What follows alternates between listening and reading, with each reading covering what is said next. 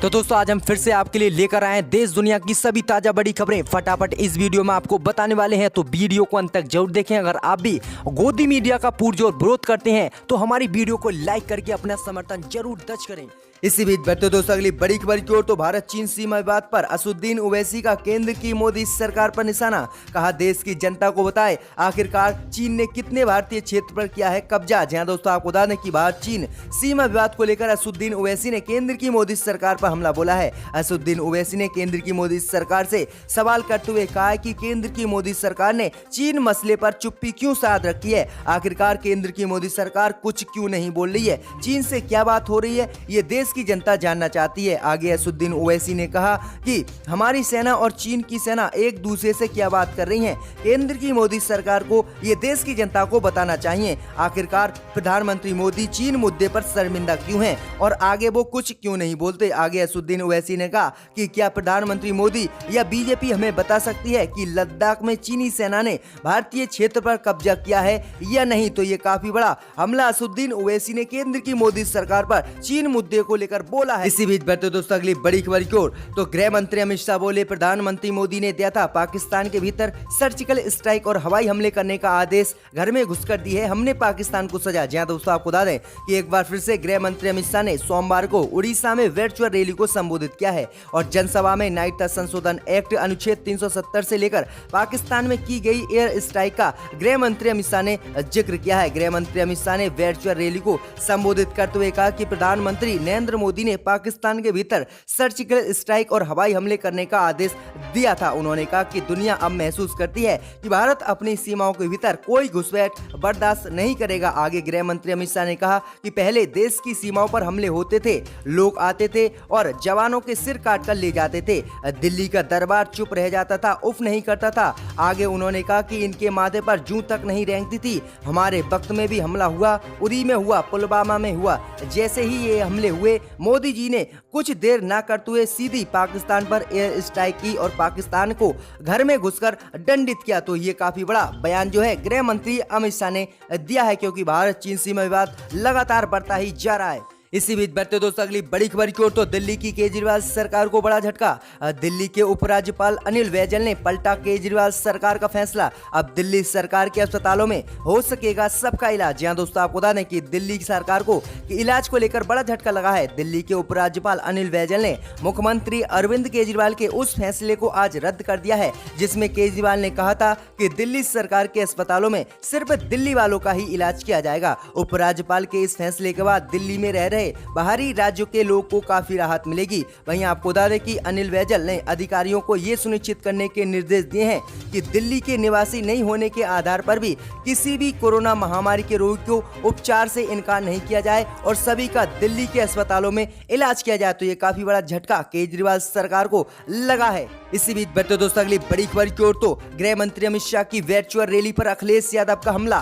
बोले 150 करोड़ रुपए खर्च कर बीजेपी तोड़ना चाहती है विपक्ष का मनोबल। जहां दोस्तों आपको बता दें कि कोरोना संकट के बीच जो है बिहार के बाद अब उड़ीसा में भी गृह मंत्री अमित शाह ने वर्चुअल रैली से देश को संबोधित किया है। वहीं इसी को लेकर अखिलेश यादव ने भाजपा पर बड़ा आरोप लगाया है। अखिलेश यादव का कहना है कि झारखंड में बुरी तरह से चुनाव हार चुकी बीजेपी बिहार में और उड़ीसा में 150 करोड़ रुपए खर्च कर करके वर्चुअल रैली के जरिए धन बल का प्रयोग कर रही है। अखिलेश ने ट्वीट कर लिखा कि बीजेपी ऐसा करके विपक्ष का मनोबल तोड़ना चाहती है क्योंकि वह जनता का विरोध रुख समझ चुकी है। तो ये अखिलेश यादव ने काफी बड़ा हमला बोला है और आगे अखिलेश यादव। इसी बीच बढ़ते दोस्तों अगली बड़ी खबर की ओर। तो मध्य प्रदेश में कांग्रेस पार्टी छोड़ बीजेपी ज्वाइन करने वाले विधायकों को बीजेपी पार्टी से बड़ा झटका। बीजेपी ने गठित की अपनी नई कमेटी, सिर्फ सिंधिया को मिली जगह, सिंधिया समर्थक विधायकों को नहीं मिली इसमें जगह। जहां दोस्तों आपको बता दें ये काफी बड़ा झटका उन विधायकों को लगा है जिन्होंने पिछले दिनों सिंधिया के समर्थन में कांग्रेस पार्टी को छोड़कर बीजेपी ज्वाइन की थी और बीजेपी की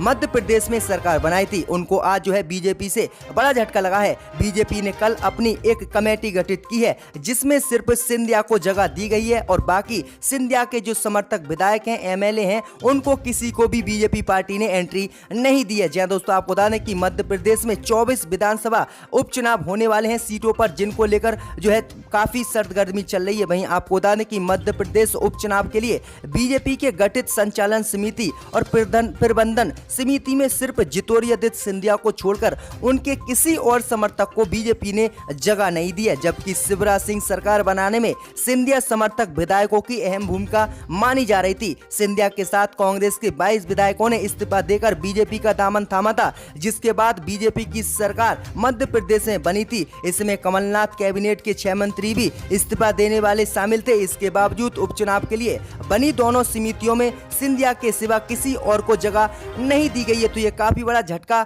लगा है कांग्रेस विधायकों को, जिन्होंने सिंधिया के चलते अपनी पार्टी को छोड़ा और बीजेपी को ज्वाइन किया। इसी बीच बढ़ते दोस्तों अगली बड़ी खबर की ओर, तो पश्चिम बंगाल में 30 जून मिजोरम में 2 सप्ताह के लिए बढ़ाया गया लॉकडाउन। बढ़ते मामले को लेकर लिया गया फैसला। जहां दोस्तों आपको बता दें, ये बहुत बड़ी खबर सामने निकल कर आ रही है कि पश्चिम बंगाल की मुख्यमंत्री ममता बनर्जी ने सोमवार को घोषणा की है कि राज्य में 15 जून को समाप्त होने वाले लॉकडाउन को अगले 15 दिनों के लिए और बढ़ा दिया गया है। यानी अब राज्य में 30 जून तक लॉकडाउन रहेगा। राज्य में कोरोना के मामले लगातार बढ़ रहे हैं, जिसके चलते ये फैसला ममता बनर्जी ने लिया है। वहीं मिजोरम में भी 2 सप्ताह के लिए लॉकडाउन बढ़ाने का फैसला लिया गया है। ये बढ़ोतरी 9 जून तक मानी जा रही है। वहीं आपको बता दें कि मंत्रिमंडल की बैठक के बाद ये दोनों ही प्रदेशों में 30 जून तक लॉकडाउन को बढ़ाया है। जी हां दोस्तों, आपको बता दें कि प्रधानमंत्री मोदी ने 30 जून तक के लिए लॉकडाउन की घोषणा की थी, लेकिन पश्चिम बंगाल में ममता बनर्जी ने सिर्फ लॉकडाउन को 15 जून तक बढ़ाया था। लेकिन अब ममता बनर्जी ने अपना फैसला बदला और लॉकडाउन को 30 जून तक बढ़ा दिया है। तो ये काफी बड़ी खबर सामने निकल कर आ रही कि मिजोरम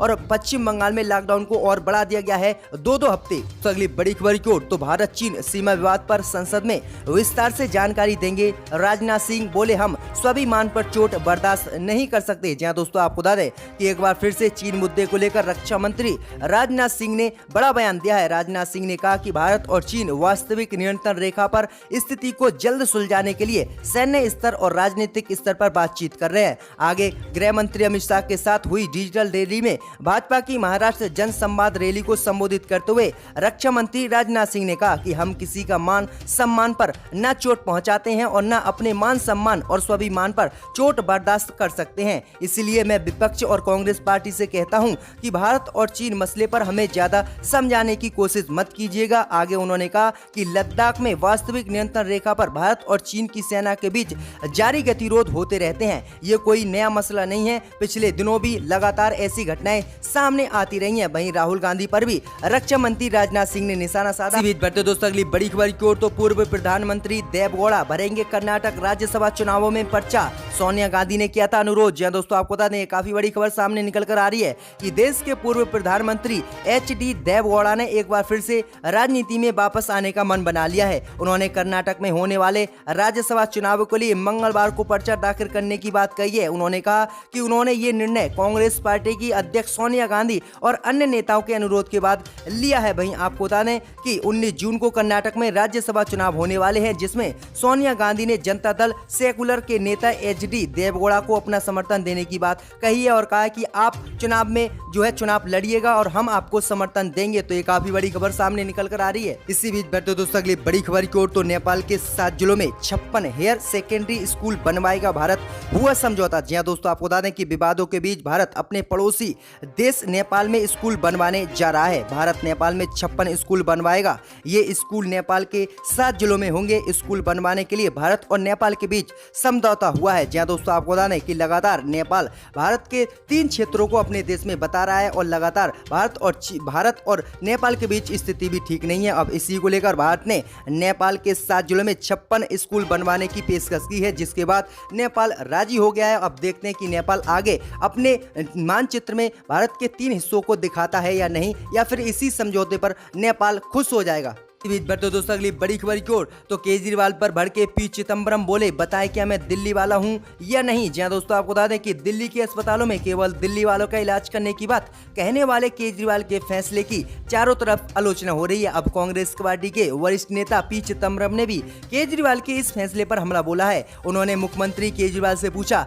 कि मैं दिल्ली में रहता हूँ या काम करता हूँ, तो क्या मैं दिल्ली वाला हूँ या नहीं। इससे पहले आगे उन्होंने लिखा कि मिस्टर केजरीवाल ने अपने ऐलान से पहले इस पर कोई कानूनी सलाह ली थी या नहीं। तो ये काफी बड़ा हमला जो है अब कांग्रेस पार्टी ने भी केजरीवाल पर बोला है। इसी बीच पर तो दोस्तों अगली बड़ी खबर की ओर, तो गृह मंत्री अमित शाह की वर्चुअल रैली पर बॉलीवुड के स्टार प्रकाश राज का तंज कहा, प्रवासी मजदूर पैदल चल सकते हैं, मध्यम वर्ग लॉकडाउन में भूख से मर सकता है, लेकिन नेता अपनी चुनावी रैली नहीं छोड़ सकते। जहां दोस्तों आपको बता दें कि बिहार के बाद उड़ीसा में भाजपा ने केंद्रीय गृह मंत्री अमित शाह की वर्चुअल रैली हुई थी, जिसके बाद विपक्ष ने उन पर निशाना साधा। वहीं फेमस एक्टर प्रकाश राज ने ट्वीट कर बिहार और गुजरात की मौजूदा राजनीतिक स्थिति को लेकर गृह मंत्री अमित शाह पर तंज कसकर बीजेपी पर हमला किया है। प्रकाश राज ने सोमवार को ट्वीट कर लिखा कि प्रवासी मजदूर पैदल चल सकते हैं, मध्यम वर्ग शांति से मर सकता है, अर्थव्यवस्था चौपट हो सकती है, लेकिन राजनीतिक दलों ने बिहार और उड़ीसा में अपना चुनाव प्रचार शुरू कर दिया है, जबकि गुजरात में विधायकों को रिसोर्ट में शिफ्ट किया जा रहा है। जो चीज वे अच्छे से कर सकते हैं वे कर रहे हैं। उनका ये ट्वीट सोशल मीडिया पर खूब वायरल हुआ। वहीं आपको बता दें कि सोनू सूद को लेकर भी प्रकाश राज ने काफी अच्छी बात कही। उन्होंने कहा कि सोनू सूद ने जिस तरह से मदद की है उस तरह से बीजेपी अगर मदद करती तो देश में ये हालात नहीं बनते। तो ये काफी बड़ा हमला जो है प्रकाश राज ने मोदी सरकार पर बोला है कि जो मौजूद अराकीन को गवर्नमेंट के रेजोल्यूशन पर सस्पेंड किया गया है, इनकी मुतल्लिक